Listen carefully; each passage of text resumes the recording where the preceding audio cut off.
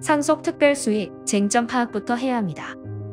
고인의 생전 증여받았던 재산이 있다면 사망 후 상속 개시 때에는 본래 상속분보다 더 적게 받아야 하나요?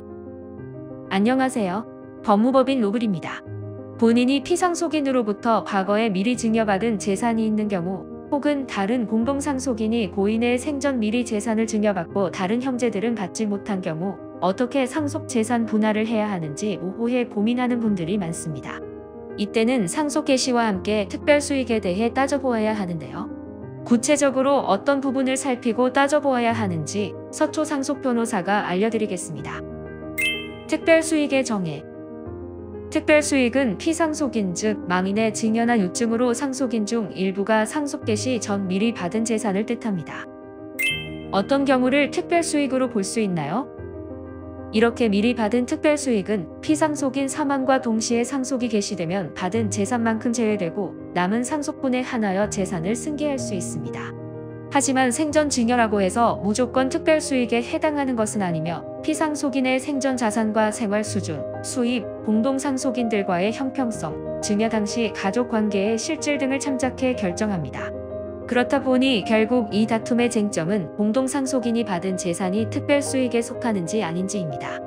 만약 공동상속인 중에 일부가 고인의 생전 재산을 미리 받은 정황이 있다면 이를 서초 상속 변호사와 꼼꼼히 입증하고 주장해 상대방이 받은 재산이 특별수익으로 인정되도록 만드는 것이 관건입니다. 그러나 개인이 관련한 증거를 모으고 입장을 일목요연하게 주장하기는 현실적으로 어려우며 무엇보다 상속은 여타 민사 다툼과 달리 가족 사이 발생하는 문제인 만큼 그 특수성을 헤아리고 상황에 맞게 대응하는 서초 상속 변호사가 반드시 필요합니다. 특별수익에 대한 명확한 입증이 따라야 합니다. 다른 상속인이 특별수익을 받았다면 혹은 받은 것이 의심된다면 이를 입증하기 위한 과정을 밟아야 합니다.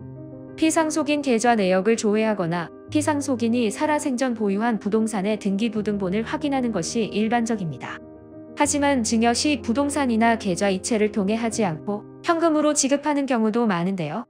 현금의 흐름을 밝히려면 피상속인 계좌 인출 자금이 어디로 입금되었는지 알아내야 하지만 이는 현실적으로 다른 상속인들의 계좌를 조회하지 않는 한 입증하기가 매우 어려운 부분입니다.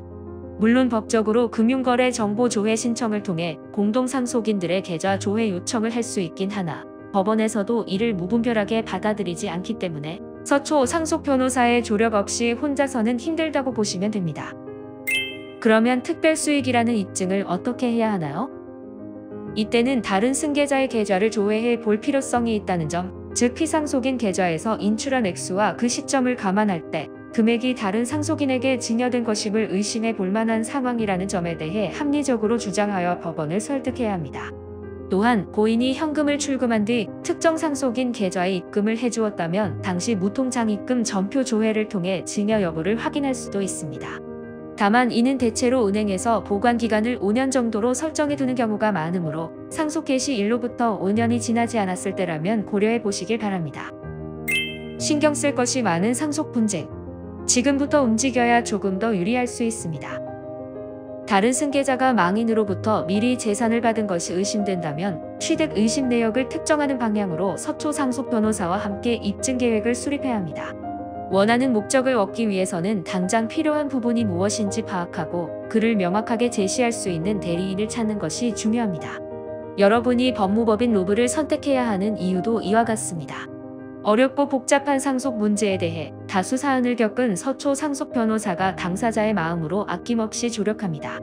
지금도 혼자서는 풀리지 않는 갈등을 겪고 있다면 고민은 잠시 내려놓고 더 늦지 않게 법무법인 로블과 함께 하시길 바랍니다.